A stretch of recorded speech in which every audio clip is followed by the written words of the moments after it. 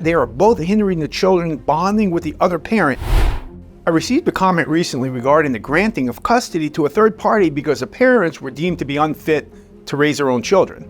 Now you're probably wondering, how can parents lose custody of their own children to a third party in Georgia?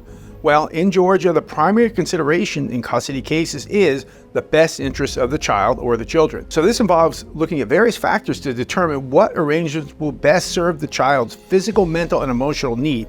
Now, despite the fact that there's a general presumption that a child's best interests are served by being with their biological parents, that makes sense, right? It may shock you to learn that this presumption can in fact be overcome if there is clear and convincing evidence that the parents are not capable of taking care of their children, and that custody of the children with a third party would actually be in the best interests of the children versus those kids being with their own parents. It's very rare that this actually happens, but my goal is to educate you and all viewers of my videos on all things family law, so I'm going to discuss this situation here today. The kind of evidence that would actually support a third party intervener taking custody of the children or the child away from their natural biological parents might include that child's established emotional bonds with the third party, the stability of that third party's home environment, and any special needs of the child that the third party is better equipped to handle than either parent. Now, before you go thinking that a third party can just come on, jump right in and start pulling kids out of their homes and away from their parents, just know that these determinations require a pretty substantial amount of evidence to justify awarding custody to a third party over their biological parents. Now, in some instances, courts may also consider the willingness and the ability of each party to facilitate and encourage a close and continuing relationship between the child and the other parent.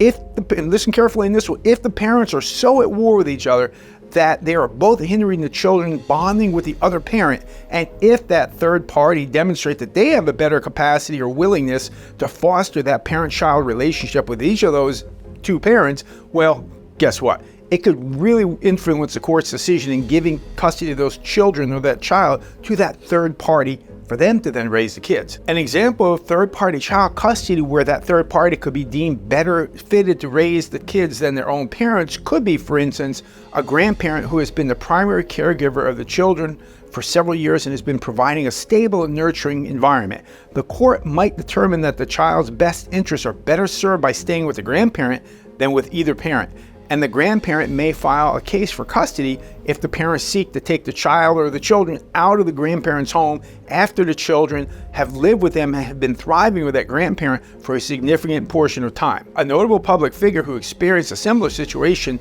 is actually vice presidential candidate J.D. Vance. He was raised by his grandmother in Ohio, where his upbringing was marked by stability and support despite the challenges faced by his own biological parents. His grandmother's ability to provide a stable and nurturing environment was crucial to his development, and this highlights how courts might favor third-party custodians of raising the child or the children because they feel that it's in their best interest. So here in Georgia, biological parents who find themselves engaged in such third-party custody litigation and then lose their case have the right to appeal that custody decision. However, this can be challenging and costly, especially if the opposing party has significant financial resources. To navigate these complex legal waters, it is crucial for biological parents to present compelling evidence that the current third-party living arrangement is not in the best interest of the children, and that a different custody plan that gives the parents back their custody of their children would better serve the children's needs.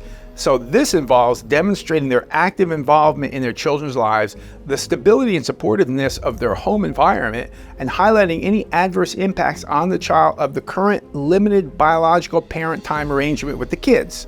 Understanding these legal considerations can help parents take informed steps to seek a custody arrangement that genuinely benefits their children. See, ultimately, the goal is to provide a custody arrangement that promotes the child's overall well-being and ensures they grow up in a supportive, stable, and loving environment. So now you know a whole lot more about third-party custody and the priority that the courts put on a safe and nurturing environment with a non-parent over an unhealthy or even harmful biological parent environment. Thank you very much. Hey, thanks for watching. Be sure to click subscribe, like, and follow, and turn on the alerts so that you'll get notified when we post our newest videos. Please share these videos and leave comments and ask us questions and let us know what other topics you'd like for us to cover.